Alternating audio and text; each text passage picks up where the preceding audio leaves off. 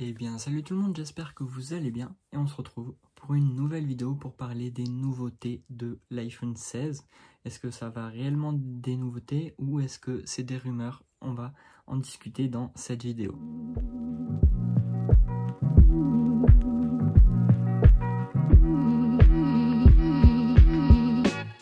Avec la taille de l'écran des nouveaux iPhones, que ce soit la gamme des iPhone 16 et 16 Plus ou que ce soit aussi la gamme des iPhone 16 Pro et Pro Max.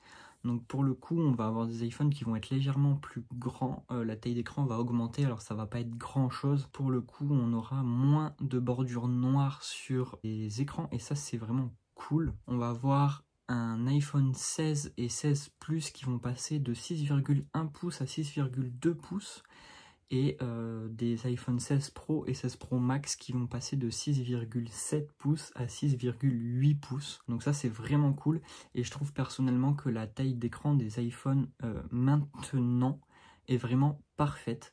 Alors c'est cool qu'il augmente un petit peu, mais je pense qu'il ne faudrait pas trop l'augmenter non plus et surtout pas la diminuer parce que vraiment en termes d'utilisation, je trouve que la taille des écrans est vraiment parfaite. Pour l'appareil photo, apparemment Apple va enlever le mode de positionnement des appareils photo actuels et va les remettre en fait les capteurs l'un sous l'autre en mode vertical et apparemment ça sera disponible sur tous les iPhones et pas destiné qu'à la gamme des pros, donc à voir si ça va être vrai ou non, mais ça sera pour les visionner avec le Apple Vision Pro, donc le casque d'Apple qui n'est pas sorti en France mais qui sera disponible prochainement apparemment. Il n'y a pas encore de date de sortie, mais voilà, vous pourrez visionner vos vidéos avec le casque d'Apple. Alors est-ce que c'est très utile?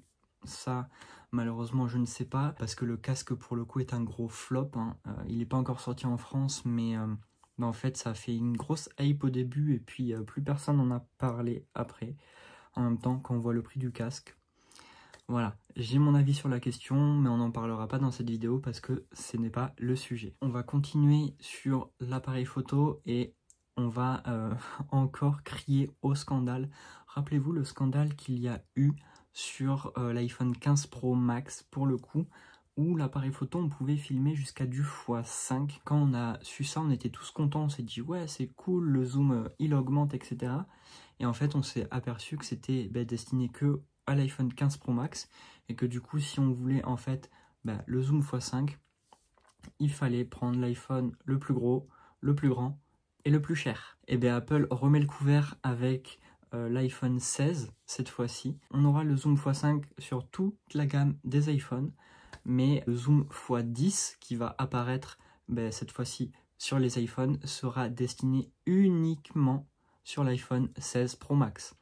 Donc c'est pareil, encore une année, si vous voulez avoir du zoom x10 sur votre iPhone, il faudra prendre le plus gros, le plus lourd et le plus cher. Concernant les écrans des iPhones, ils vont être encore plus lumineux que les iPhones de l'année précédente. Donc ça va être encore plus simple de pouvoir consulter son téléphone quand on va être en pleine journée, en plein soleil. Après, il faut voir du coup l'optimisation logicielle que Apple fera derrière au niveau de la batterie, parce que vous le savez très bien, plus on augmente la luminosité de notre iPhone, plus la batterie diminue assez vite, même si Apple met le paquet sur la batterie. C'est très important de savoir si Apple va faire une mise à jour logicielle à ce niveau-là. Il voudrait concurrencer encore Samsung, mais de toute façon, ça on le sait, c'est toujours la guerre entre Samsung et Apple sur leur S24 Ultra où ils sont passés sur des écrans beaucoup plus lumineux. Apple voudrait en fait arriver encore plus lumineux que Samsung. Est-ce que ça va se faire? Est-ce que si ça se fait, ça va être bien fait? J'ai pas vraiment de doute par rapport à Apple. Je sais que quand en général ils font des choses, je suis moi personnellement rarement déçu. Concernant les matériaux utilisés pour les nouveaux iPhone 16 et la gamme des Pro, du coup on resterait sur du titane. Apple resterait sur du titane pour la qualité du matériau utilisé. C'est plutôt une bonne chose parce que je trouve personnellement que le titane, voilà, on a des iPhones moins lourds par rapport aux anciennes générations et ça c'est très appréciable. Le côté un peu plus négatif, c'est qu'au final, pour les gens comme moi qui utilisent leurs iPhones avec des coques, vous ne verrez aucune différence. puisque la coque va rajouter du poids à l'iPhone. Et du coup, si vous prenez les iPhones d'ancienne génération, que ce soit le 13, le 14, qui étaient quand même un peu lourds sur la gamme des pros, avec la gamme des pros sur le 15 ou sur le 16, vous ne verrez pas trop de différence si vous mettez une coque. Alors que pourtant, il y en a réellement une quand on prend l'iPhone sans coque. Mais après, un iPhone à ce prix-là, l'utiliser sans coque, c'est un peu dangereux. Moi, je suis pas trop pour. Sauf si on a les moyens et qu'on gagne 10 000 € par mois. Pourquoi pas. Vous vous souvenez du bouton Action, le bouton qui était uniquement sur la gamme des pros mais que personne n'a utilisé et que tout le monde trouve inutile parce qu'il est placé beaucoup trop haut au niveau de l'iPhone? Et bien apparemment sur la gamme des iPhone 16, il serait sur tous les iPhones, comme ça au moins pas de jaloux. Est-ce que c'est utile? Moi je ne pense pas, sachant que personne ne l'a utilisé, mais du coup il ferait l'apparition aussi d'un nouveau bouton sur l'autre tranche de l'iPhone uniquement dédié pour l'appareil photo. Donc avec ce bouton là on pourra prendre des photos et des vidéos directement en appuyant sur ce bouton. Est-ce que c'est une bonne chose? Je ne sais pas. Je suis pas trop fan de l'idée puisque justement avec le bouton action qu'on a déjà sur la gamme des pros, on pouvait choisir de soit mettre le mode silencieux, l'appareil photo, la lampe torche, les raccourcis concernant le micro, le dictaphone, etc. Personnellement, je ne connais pas grand monde qui utilise encore ce bouton action à l'heure actuelle, alors que c'était une grosse hype au début et c'était super cool d'avoir un bouton personnalisable. Au final, ça ne sert à rien aujourd'hui. Est-ce que c'est une bonne chose qui réitère cette opération-là avec le bouton de l'appareil photo? Je ne pense pas. Pendant un temps, ils ont parlé aussi de la reconnaissance faciale qui, selon moi, est la meilleure sur le marché. Apple a vraiment la meilleure reconnaissance faciale du marché. Je la trouve très sécurisante. J'ai totalement confiance en Apple là-dessus. Contrairement à Samsung qui ne sont pas en mesure de faire de la reconnaissance faciale déjà en 3D, mais le peu de reconnaissance faciale qu'ils font en 2D, il y a eu des problèmes où on mettait juste une photo et l'iPhone se déverrouillait. Est-ce qu'ils ont corrigé ce problème-là? J'avoue que je me suis pas plus informé que ça parce que Samsung en fait c'est pas trop ma tasse de thé. Pour ceux qui souhaiteraient avoir le retour de Touch ID, ce n'est pas prévu au programme par Apple et je suis pas trop pour non plus. Je vois pas comment ils pourraient l'intégrer correctement sur l'iPhone, même si à la limite ils pourraient le mettre sous l'écran et faire une reconnaissance par empreinte digitale sous l'écran, un peu à la sauce de Samsung.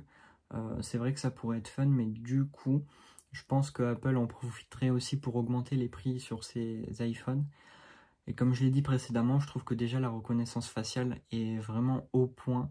Je préférerais qu'ils augmentent un petit peu la sécurité sur leur reconnaissance faciale plutôt qu'ils mettent un Touch ID. Les couleurs des nouveaux iPhone 16 et 16 Pro Max, pour le coup, sur les iPhone 16, on resterait sur des couleurs assez basiques.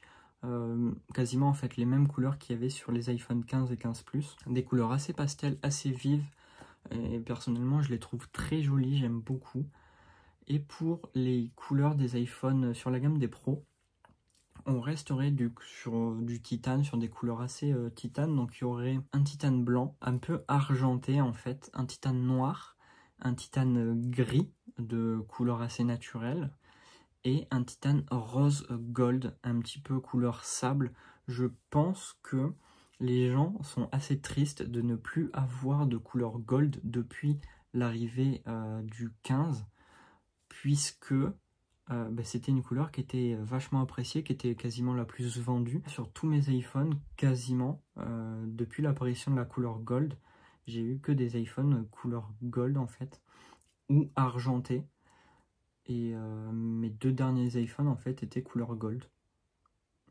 Et quand j'ai vu le 15, je voulais le prendre en couleur gold, sauf que impossible. Du coup, je l'ai pris en bleu. Du coup, s'il y a réellement une couleur gold sur l'iPhone 16 Pro Max, je partirai là-dessus. Il n'y a pas de débat à avoir. Concernant les nouvelles puces d'Apple, là, je pense que c'est même pas une rumeur, c'est quasi certain. Chaque année, nouvelle sortie d'iPhone, nouvelle puce.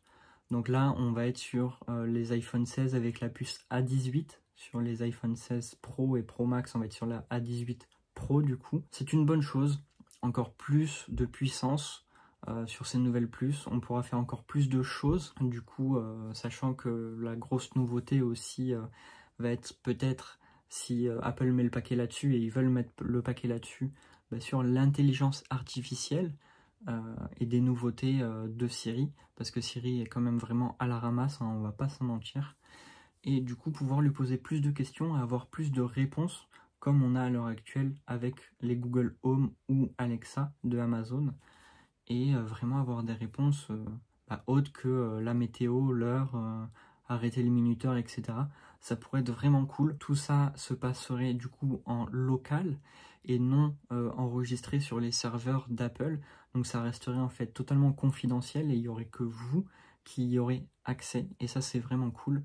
Mais pour le coup, il y aurait besoin justement de la puce A18 Pro et ça serait que sur la gamme des iPhone Pro, justement, donc Pro et Pro Max, apparemment pas disponible sur la gamme des 16 normales et pas disponible non plus sur les anciens iPhones, même en faisant une mise à jour vers iOS 18. Du coup, c'est assez embêtant pour le coup. Donc, est-ce que Apple fait ça parce que il y a besoin de beaucoup de puissance pour faire cette gestion de l'intelligence artificielle, ou est-ce que c'est juste un argument marketing pour pousser les utilisateurs à acheter le dernier iPhone? C'est déjà une question que je m'étais posée dans une autre vidéo iOS 18 Apple est en retard, que je vous mettrai en description de cette vidéo. Mais je trouve aussi que les puces ont énormément apporté parce que ça a permis de pouvoir jouer à des jeux vidéo sur son iPhone, sur du Resident Evil Village qu'on pouvait tourner sur l'iPhone, connecter sa manette et puis pouvoir jouer à du Resident Evil Village. Alors qu'à la base c'est un jeu qui a été développé pour les PC et les consoles. Et se dire qu'on peut le faire tourner sur un téléphone, franchement, c'est bluffant. Vraiment, c'est bluffant. Donc ça a beaucoup apporté et j'ai vraiment l'impression que Apple, depuis qu'ils ont fait ça, essaye vraiment de se tourner sur du gaming. On le voit notamment avec les nouvelles puces qu'ils ont introduites sur leur Mac, les puces M1, M2, M3, l'espèce de grosse tour aussi qu'ils ont fait, un peu une tour PC gaming qu'on peut trouver sur Windows mais sous Mac. Donc voilà, j'ai vraiment l'impression qu'ils essayent de récupérer une part de marché sur le gaming. Maintenant, à voir, est-ce que les développeurs vont suivre le jeu derrière? Parce qu'on le sait tous, c'est Windows qui a la plus grosse part de marché sur le jeu vidéo. Donc si tous les jeux vidéo sont à l'heure actuelle sur du Windows, c'est parce qu'Apple derrière ne suivait pas la cadence. Maintenant, s'ils la suivent, est-ce que on pourra vraiment dire adieu à Windows et passer sur uniquement que du Mac? Moi, je ne suis pas contre l'idée. Je vous ai parlé brièvement d'autonomie tout à l'heure, mais on le sait, Apple a les téléphones dernière génération, sur les 15 notamment et 14, avec la meilleure autonomie du marché. Et c'est difficile de les contredire parce que quand on voit les tests faits notamment par Jojol, qui teste vraiment toute une gamme de smartphones, pas forcément que du Apple, mais du Samsung, du Honor, etc., et qui teste l'autonomie, et on se rend compte que pour le coup, l'iPhone qui arrive toujours en premier, enfin le téléphone qui arrive toujours en premier, je vous ai spoilé un peu, mais c'est l'iPhone. Sur la dernière vidéo qu'il a faite, que j'ai regardée, c'était encore le 15 Pro Max qui était en tête de liste, qui arrivait numéro 1 avec la meilleure autonomie. Tout ça pour vous dire que du coup, Apple met encore le paquet sur ses iPhones et qu'il augmente la batterie de 5%. Donc, on aura encore une meilleure autonomie que les iPhone 15 de cette année. Après, à savoir, est-ce que l'optimisation derrière le logiciel va suivre? Franchement, j'ai pas trop de doute là-dessus. Je fais confiance à Apple et je sais qu'on aura encore des iPhones qui vont être au top. Après, on attend la Keynote comme chaque année. C'est au mois de septembre que ces iPhones-là sont présentés et normalement ils sortent fin du mois, voire début octobre, comme chaque année à la même date. Donc bien sûr, je vous ferai plein de vidéos sur le sujet. J'irai peut-être en procurer un si je le peux. Mais en tout cas, pour l'instant, de ce que j'en sais, moi je suis très hypé à voir si la hype va rester comme ça ou si elle va redescendre. J'espère que vous aurez apprécié cette vidéo. N'hésitez pas à lâcher un maximum de pouces bleus. Un petit commentaire dans les commentaires, ça fait toujours plaisir et ça soutient. Ça augmente l'algorithme de YouTube et ça met en avant aussi, on va pas se mentir. Et du coup, n'hésitez pas à vous abonner à la chaîne si ce n'est pas déjà fait, à partager la vidéo autour de vous. Manger des pâtes, c'est important. Et puis, prenez soin de vous. À la prochaine. Ciao.